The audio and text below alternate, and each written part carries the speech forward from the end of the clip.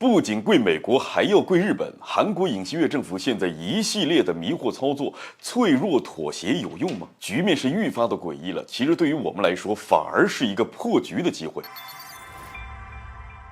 各位好，欢迎来到康讯说。在大国对抗的背景下，一些小国为了挤进大国圈是唯美国马首是瞻，这个可以理解。那不得不承认，美国给出的各种条件的确非常的诱人，而且跟在美国后头呢，也能够满足一些小国在国际上出风头的短暂的虚荣心呢。跪美国可以理解，但是最近韩国却做出了跪日本的举动。历史上，日本曾经对半岛有过几十年的殖民统治，所以韩国人普遍的仇日。观察日韩民众间的互动，咱们也可以发现，他们看对方都十分的不顺眼。而在这样的背景之下，韩国总统尹锡悦却在独立纪念日上将侵略者日本称为韩国的合作伙伴。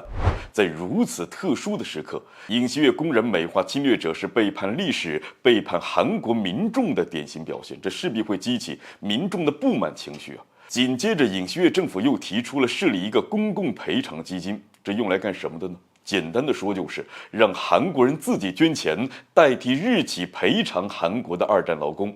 那说的好听点，就是在弥补被强征为劳工的韩国受害者；说的难听点，这就是尹锡悦政府跪舔日本的表现。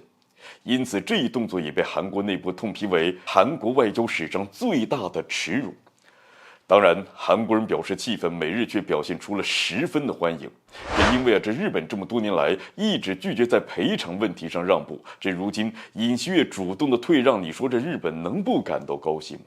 至于美国，他们一直都试图打造一个美日韩铁三角联盟，但是日韩之间的敌对关系是一次一次的让三角联盟是名存实亡，发挥不出原有的效力。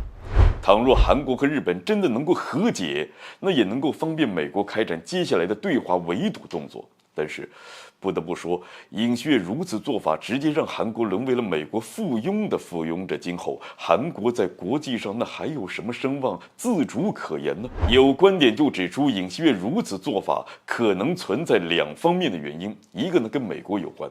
说这背后没有美国的推动，那谁信啊？这没有任何国家比美国更迫切地看到日韩和解，只如此一来，美国便可以真正的发挥三角联盟对华的威慑作用。这第二个方面的原因可能跟尹锡悦政府自身有关。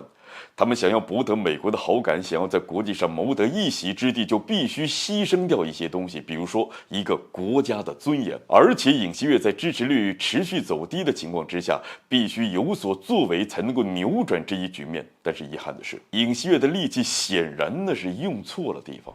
不少西方媒体也直呼并不看好韩国对日本这种脆弱妥协。这现在的局面是愈发的魔幻，愈发的让人有点看不懂了。